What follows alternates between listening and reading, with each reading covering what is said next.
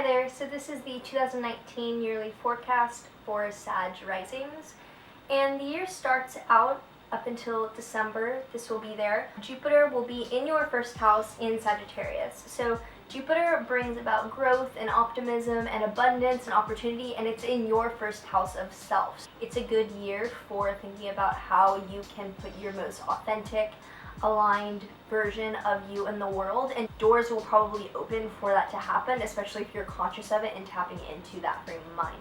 Jupiter in your first house will be squaring Neptune in your fourth house throughout this year. A way that this could play out is that you are really focused on growing and becoming more abundant in your identity, that it removes blockages or boundaries in your home and family life. So by working on yourself and tuning into how you can improve your self-identity, it then removes limitations or blockages at home. However, a risk for this could be that you are so focused on your own opportunities that it removes progress or relationships or things relating to your home life and kind of has a dissolving effect. So you want to remove boundaries, not dissolve structure, if that makes sense. So Saturn and Pluto are already in your second house, and Saturn and Pluto together ask for a restructuring, getting realistic with how you can behave authentically as you navigate obstacles in this particular area of life. And it's in the second house of money and finances and resources. So you can expect this year to continue on with rethinking how you need to structure your financial world. It doesn't necessarily mean that you'll have definite financial troubles. It just could call into question the existing structures and the functionality of how you're dealing with them right now. Last year in 2018, Uranus moved into Taurus in your sixth house, and it then retrograded back into Aries, but this spring it's firmly, for the next 6 years of its 7-year transit, will be in your sixth house. And Uranus brings change, radical innovation, shows us that we really don't know what we don't know, and it brings unexpectedness.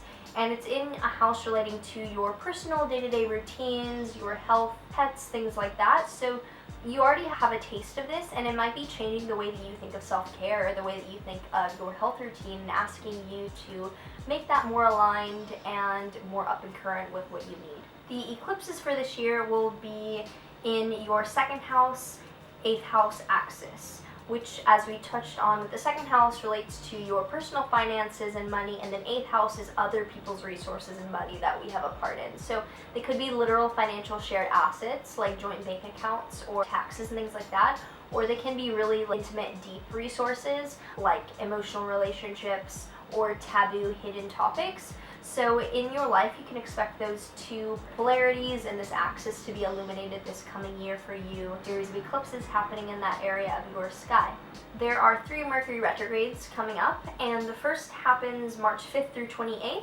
It will be in your 4th house in Pisces, and Mercury in Pisces is in its exile, meaning that it's opposite the sign that it rules and is most comfortable in. So this will be particularly fuzzy anyway, and for you it's in the area relating to home and family. So just know that this March maybe isn't the best time to move into a home or to sign any leases or do anything relating home and house, things like that, anything that's really foundational in your life.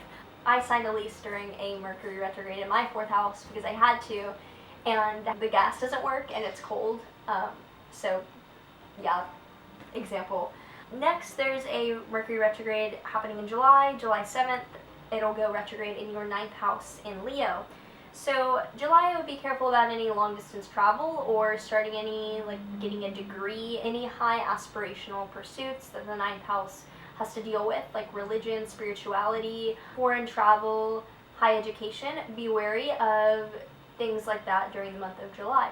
Finally, October 31st into the month of November, Mercury will be retrograde in your 12th house in Scorpio. And when Mercury is retrograde in the 12th house, often it's just things going on behind the scenes that we're not aware of until it comes to light. So just be careful about who you're communicating with and how it's going this coming November. This is a really great year for you to embrace the opportunities that are coming directly at you in your life and tap into that abundance to carry through in the years to come.